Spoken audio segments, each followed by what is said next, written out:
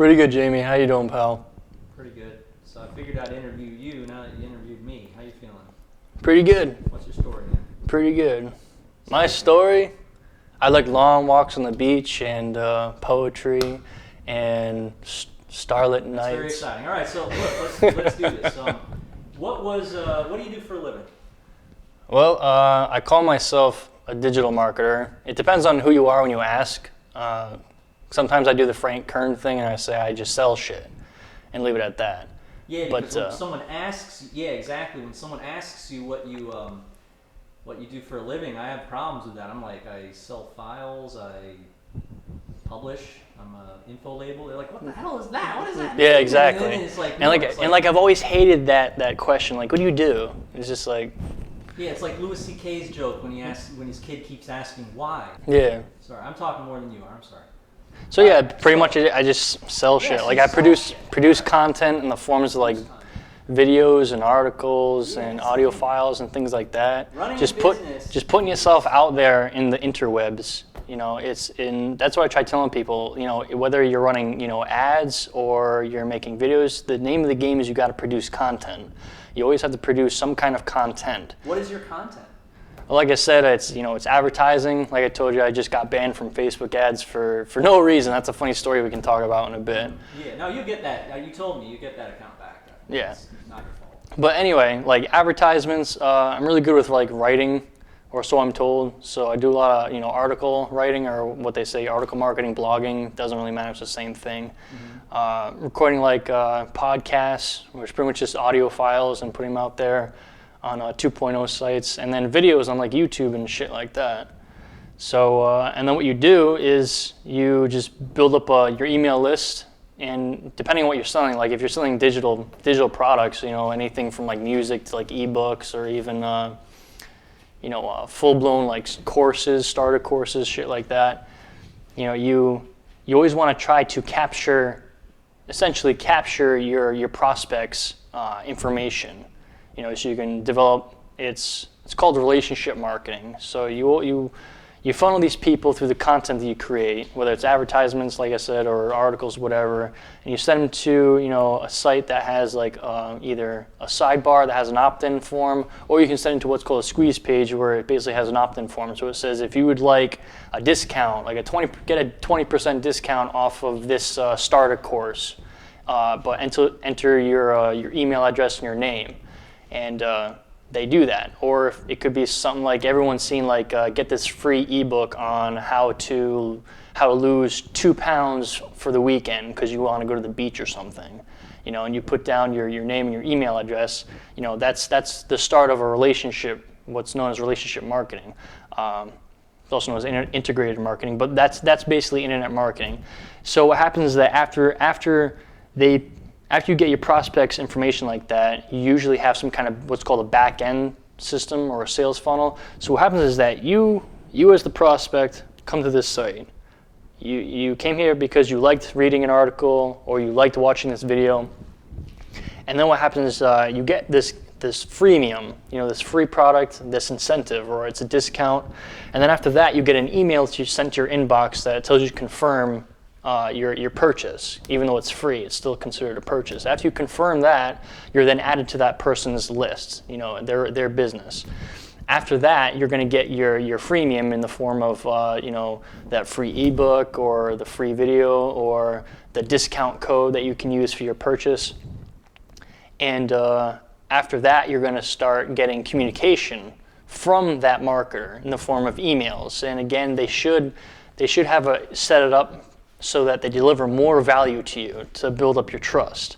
And they'll give you more freebies, but they're also going to include, paid offers that are relevant to what you were interested in. So say that you're a little bit overweight and you're really struggling to try to, it's June right now. A lot of people right now are struggling wicked hard on like losing a little bit of weight and getting like a little definition to them. Or if you're a woman, you're trying to lose a little bit, lose some of those muffin tops, and so you can look good at the beach. So you'll probably be searching around Google. You'll find an article on, how to lose your muffin tops, for example.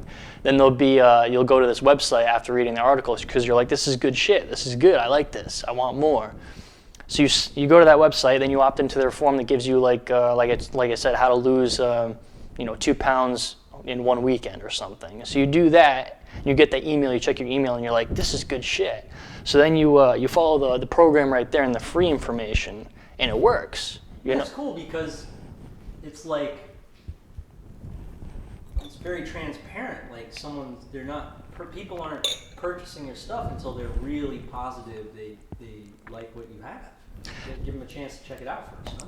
Yeah, I know. That reminds me of how like the game's changing, because a lot of people, including myself, back in like 2006, 2007, you could just direct a link to like affiliate offers, and those would convert. But nowadays, that doesn't work. Nowadays, you have to go through this relationship marketing. You have to build trust. Now, more and more people won't buy like anything unless they have some degree of trust with this merchant.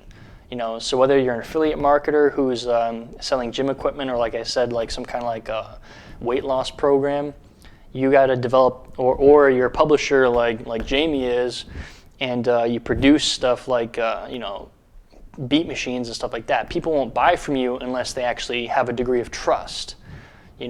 So this is where email marketing is so important. What they say is build your list, and that's why if you think about any purchase that you've made, usually you've found yourself in the sales funnel that the merchant has created to enhance the user experience, because it's all about enhancing the user experience, especially when it comes to online business.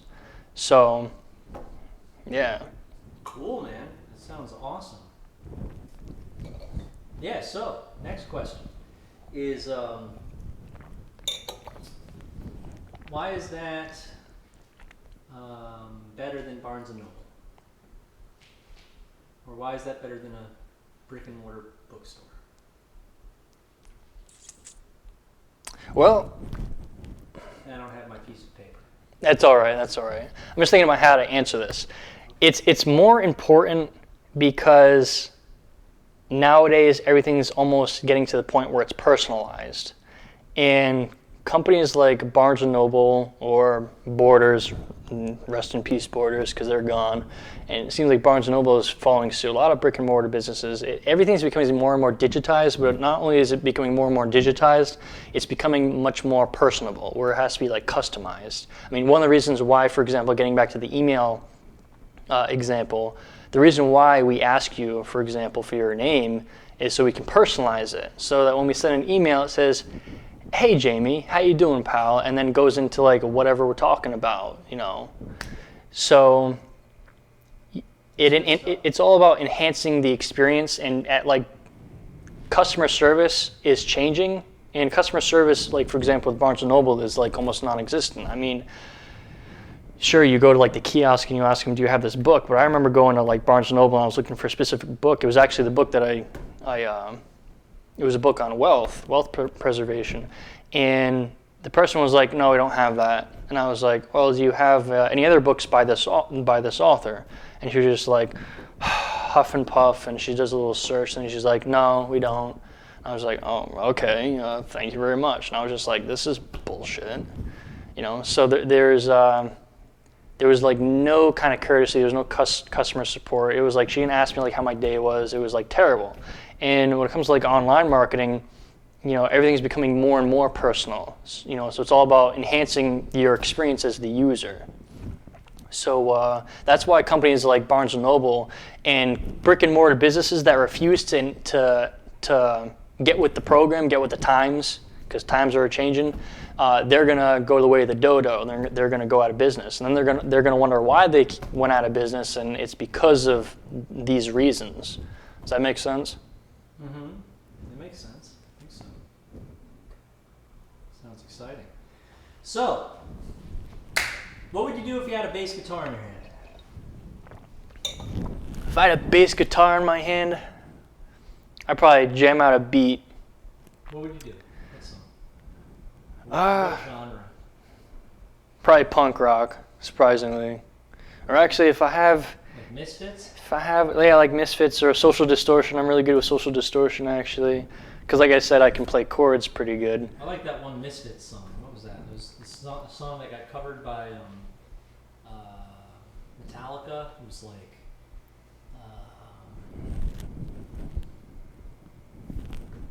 it's got some nasty lyrics. I got killed it. your baby today. That one. I got it, though. No, it wouldn't be that because I don't know the bass line. I do know the bass line for Drake, some of Drake's songs. Drake? I know, it's funny. I don't know. All right, forget this question. All right. Fuck this All right, question. So, how do you start your normal day in this amazing business of entrepreneurship? That is a very good question. How do you start your day? And I'll tell you. What's the typical day for you? For me, this whole business, I mean, this is funny because a lot of people say they don't work very hard, and I find that bullshit because, you know, I know Jamie works his balls off. I know I work my balls off. So it kind of reminds me of like investment banking. I wake up at 6:30, sometimes 7 o'clock in the morning, you know, get up, take a shower, make some breakfast, get to my computer, look at my to-do list. Because what I do is I always have a to-do list. I always have a checklist of what exactly I need to get done, and I always do that the night before.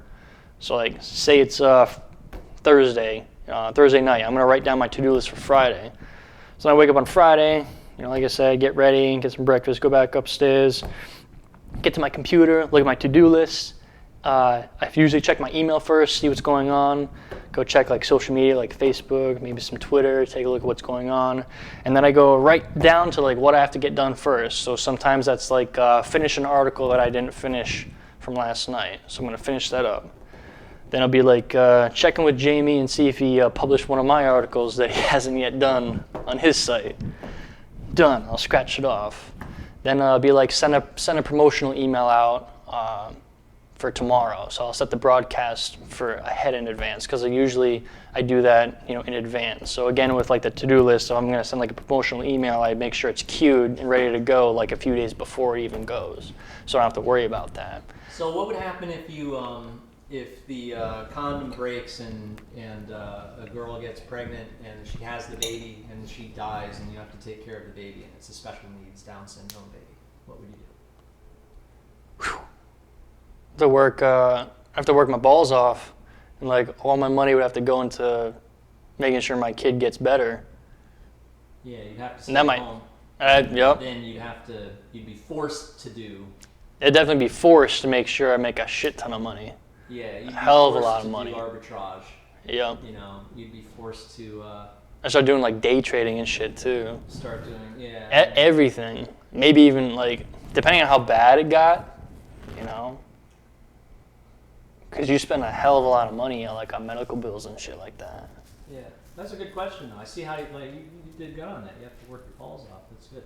Yeah. I used to chill on a hammock doing my work. Got to the point though where it was like, I got tired of having to get off of the hammock, and it just made no sense to be on the freaking hammock, you know? I mean, nowadays, I could be in a movie theater if I wanted to. No, I'm up in my studio. I like my chair. That's why it's worn out. Still don't feel bad, you know? You'll have the lawn chair. You'll have the hammock. Yep. For a couple of years. But I'm a gym rat too, so usually like my time is either like 2 to 3 o'clock in the afternoon or 7 to 9 o'clock at night. And that's when I stop what I'm doing, I get my ass in the car and go to the gym and start pumping iron, picking things up and putting them down. That's good. So, yeah, sometimes it gets boring, sometimes it gets really, really exciting. What's your favorite movie? My favorite movie? That's a really good question. Pulp Fiction? Not Pulp Fiction.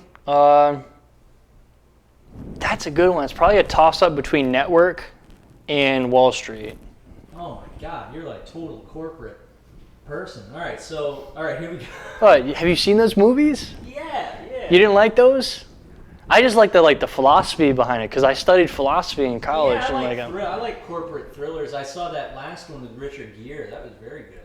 Which one was that? I don't know, but that one was good. I mean, he had a car accident where he was with a girl he's cheating on with. You know, he's cheating on his wife with this girl, and they crash the car, and she dies, and then the FBI is after him, and he's this huge hedge fund guy, and very, very good movie. It was the last Richard Gere movie that came out. I think you'd like it if you like those corporate dramas. Well, for me, corporate dramas. well, for me, it was not so much the drama. It was just like the ideas behind like everything. I mean, dude, my favorites are like Idiocracy. Idiocracy is definitely like one of my favorites. I mean, like cult classics are always like fucking sick. All right, so anyway, back. I'm sorry, dude. No, that's good. No, I liked your answer, man. I'm just being an asshole. All right, so here we go. Ready? Here we go. Drop it. Devon Dudeman, how much money you make today? Today, Yeah. probably like $200, but I'm not doing anything. I'm just hanging out with you, so it's pretty sick. And was that all profit? Yep, all profit. I know yesterday I made almost $300. Last week, I'm catching up to Jamie, by the way. A couple weeks ago, I had my first $1,000 day, and that was pretty good. But for me, I'm always looking at it, and I'm always like, okay, I'm making like $1,000 now. I need to make like $2,000 a day. And then when I get to that, exactly. It's all for me. It's all about scaling up, continually expanding. Because for me, my long-term goal is to have my media company, because it's essentially what it is, having a huge portfolio of hundreds of different websites that are affiliate websites and publishing websites. So you know what is a cool place to be, if I may, is big industry, oil, defense. Big industry. Yeah. Okay. Oil, defense. You wouldn't think about getting into those industries, right? Exactly. It'd be impossible. What about the health insurance industry? You wouldn't think about starting a health insurance company, would you? Maybe not. Probably not. Do you know why you said maybe and not to the big oil and defense? Because in the pyramid, health insurance agencies are below that tier, the big industry. Really? Yes. And below health, weight loss, MMO, those. Below those, dating, entertainment, guitar lessons. Stay with the dating and guitar lessons tier. Don't go beyond that. That's my advice. That's your advice? Once you go beyond that, into that bigger tier, you become more evil. Think so?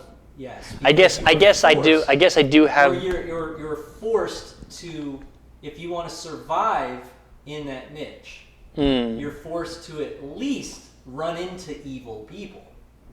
Yeah, that reminds me of like what I like. The ideas behind like corporate thrillers. Like I said, is the same concept what you're talking about, where like it's like the deeper you go down the rabbit hole, the more like you're forced. Your whole like world like changes, and you're forced to do things that you normally wouldn't do. And like I was gonna say, people that know me as being like a pretty genuine guy. So. But at the same time, if graduating with a black belt in your white belt, you start off with Craigslist, you're a white belt. Yeah, I was gonna say because I'm so genuine, I acknowledge the fact that you're probably right, and I know that I am susceptible to like corruption like that. So if I did like delve down on that rabbit hole, things could get pretty ugly. You know what I'm saying? It can get like something just not fun, Why do you want to live that way? I mean, once you have all that money, you think to yourself, I could have had that same enjoyment with that second tier. I'm not saying be broke and not be able to be responsible and say, and hire people and be a good contribution to society, but I'm saying, that tier, you can make quite a bit of money right below that major market. Not big industry, but it's in between, where it's becoming a machine. And when you end up, on this machine, and you say to yourself, I always wanted to, I got into this because I didn't want to be in a machine. I wanted to be a free thinker, and I wanted to do my own, inventions and create stuff. And then you figure that, I'm not able to even create anything. I'm just in this cookie cutter machine. You see what I'm saying? Yeah. That's my advice. All right. So anyway. So let me ask you. What is your favorite philosopher? Ooh, my favorite philosopher. It is not Nietzsche. Nietzsche, even though I did enjoy reading him, and he was a mind fuck. Like reading Nietzsche really did like make me like question like everything. Really was like a catalyst for me to like really like think about like everything that I thought I knew. You'd think it'd be Descartes, but it really wasn't Descartes. You're familiar with those guys, right? I would probably have to say my favorite philosopher would probably be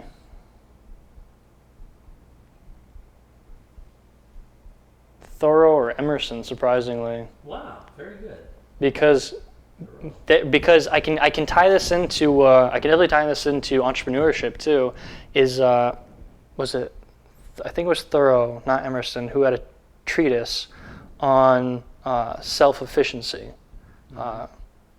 You know, it was all about how, and this was back in the 1800s, mid 1800s, when he was talking about this, and even then he was saying people are becoming so dependent on like technology that they forget that everything they need to like survive and thrive as a person and be happy is all right inside of them. You know, if they only find it and really like, and he advocated getting out in nature and finding the transcendental patterns and things, and but realizing that everything was inside of like the person to be like happy and successful and thrive, not only just survive. And he blamed technology, like being dependent on like technology. And this was in the mid 1800s when he was making this argument. So it makes you really wonder about like nowadays, because it's way past night and day between the mid 1800s and 2013, and up to the 2020s. So it makes you really think of if he thought we were like too dependent on technology back then, what would he think about how we live today? You know what I mean, with our smart, interesting. Very right? Interesting. All right. So, do you do drugs? Nope. That's always been like really surprising. Like I've only recently started like drinking. Really? Yeah. You're a good man. Good man. Good And man. like You're gonna have a clean, clear mind. I try to, yeah. So, what's your favorite type of woman? I like my women like I like my coffee. Blonde, Really? blonde and sweet. How do you make a coffee blonde, though? Cream. It's a joke, but it's What about, kind of like, serious. It's kind of serious because a woman has a Caucasian mom and an African American father, and those are she might be really hot. very sexy. Yeah, very sexy young ladies. Yeah. That's the other thing too, is like I'm not a bigot like at all, and that's another reason why it's like if I I'm very upset with the Republicans for all of the ugliness during Bush. The proponents of war and proponents of the English, for instance, the whole battle about preserve our language. I thought that was a bit, just ugly. That's a good word. I was trying. Done in an ugly way. I guess we all want preservation, but I guess I was thinking repugnant, but ugly is a good word. It was pretty ugly, and that's the reason why this happened. So how did we get into that? Anyway, all right. So, do you have fire alarms at your house? I actually don't. I should. Because you should just have a dog and have a fire extinguisher. Let me ask you a question. Yes. How do you like working with Devon Dudeman? Devon Dudeman is a very loyal and very, very driven young man. He produces amazing content. We do amazing satire, and we're all. You haven't seen nothing yet. This is going to be pretty, powerful. He's he's part of the crew. He's one of the directors. He's one of the producers. So you can understand that in this, it's not easy to step foot in here. So as you can see, he's been given a Medal of Valor for his work here. Thanks, bro. All right, so final question. If you had $1 million, what would you do with it? Right, $1 million. Liquid. I would definitely invest it, but the question is how to invest it. I would probably, most likely, buy a hell lot of gold and silver. Right now? Yeah. Because one thing I do know is that, you know... Believe in the end of the world. No, it's just, I just know that the relationship between paper assets, paper currency, and, you know, tangible items like, you know, gold and silver, or even oil, you know, rice, food, basically commodities, is it's an inverse proportion. Ooh, So you know, as the value of like the dollar increases, you'll notice that the value of those commodities decrease, and vice versa. The more that the dollar decreases in value, the more expensive those commodities become. You know, so that's the relationship. So I think it's smart to be actually diversified, and you know, it's true. Most people think diversification means like, oh, you own like stock and a bullshit mutual fund or some kind of money market index fund, and then you own, you know, point infinity one of, you know, Coca-Cola. I don't know why you even want to own anything within like Coca-Cola, but you know, people think like that's diversification where they're all paper assets. I think it's important to actually have like a good portfolio of assets, like websites, like I told you. Those are real estate, just like a house or a corporate building. So you have like a portfolio of websites, portfolio of intellectual property, portfolio full of you know, paper assets, you know, like stocks, bonds, mutual funds, and exchange trade funds for commodities. But you also have like the tangible stuff too. Like maybe you buy an oil well, you know what I mean? Or go into a partnership that like owns like an oil well in Texas or something. You know, on top of that, you know, you have rental properties, so you actually have physical real estate as well as digital real estate. It's killer. So $1 million wouldn't actually go a long way with that, but I would definitely invest in some cash generating assets like that. And what would you spend it on? I probably wouldn't blow that much like on Go my... to the strip club? Definitely some strip club. All right. Definitely some casino. Final question. Okay? This is the final question. Okay? I forgot it already. What was the last fight you got into with another marketer? The last fight I got into with another marketer was about 3 weeks ago. All right, tell us about it. Maybe 4 weeks ago. And basically I knew this scammer, and I'm wondering if I should name names or not, because I'm a ballsy kid. For the sake, I won't name names for now, but I knew this... Is it someone in big industry? Or is No, they're like small time, but I know that he has a list. So basically with if I call out big industry, you can call out small industry, I guess. Well, it was in IM, and so that's a relatively big industry, and it was for my WSO, and I knew this guy was a piece of shit, but at the same time I was like, well, I know he could bring in traffic, so what the hell? I'll ask him, and so I asked him to be an affiliate for my WSO because I know it's a really sick product. The guy didn't even like. He just like, and I promoted his shit too, which I shouldn't have, but he turns around and says, "Oh no, I'm not gonna promote this." And I was like, "Why?" And he was just like, "Oh well, just because." And I was like, "Dude, you won't even take a look at it. I'm offering you this product for free, you know, as just like a token gesture, and you're saying no." And it's just like, fuck you, dude. So I called him out. I was like, "Dude, your products are like complete garbage, and I've actually like got them, you know, and I work with other people that get review copies. So it's like, I have review copies of your products, and your products are shit. And you're gonna like just tell me that you're not gonna fucking promote my shit, not even look at it? Like that's just like, that's bullshit." Well, yeah, I think it might have been done in a certain way, but his approach too is just. I have friends who say no. I mean, and they're still my friends. I guess it was the way he said no though. You know, like, you know, it was like condescending, like, yeah. like. No, on the Warrior Forum, I don't like those people at all. Exactly. And there's this one guy who contacted me and said, "Stop spamming me." Well, this guy is well-known WSO guy. I mean, very well-known. Now, he sends me a private message at Warrior Forum and says, "Please stop spamming me." I'm like, what is he talking about? Like, you think I have time to even spam someone? Really?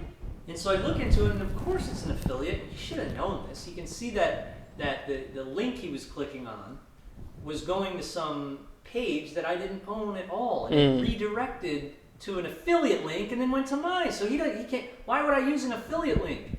I'm like, do you not know? I mean, it says you have 3,000 posts here. Like, you don't know this? Sure enough, a month later, Jack Wad, the Warrior Forum. Oh, yeah, I know who that is. Does a huge expose on this motherfucker and puts a picture of his house on the internet. It's like this little shack, like, 4,000 square foot shack. Like, yeah, I know. This dude is totally fake, and that's why he didn't know that. He's like in the game, making money with the WSOs, and doesn't know that was an affiliate link. Yeah. My freaking cousin or mother would know that. Xavier would know that. Yeah, like, are you kidding me? Some of these people are so fucking stupid. We're gonna find out who they are, And bury we're gonna them. rally the troops, and we're gonna stand outside with a bunch of pickets and signs like the Westboro Baptist Church if they fuck with us again. All right, thanks very much, Devin. I appreciated that. Thanks, brother. All right, see you.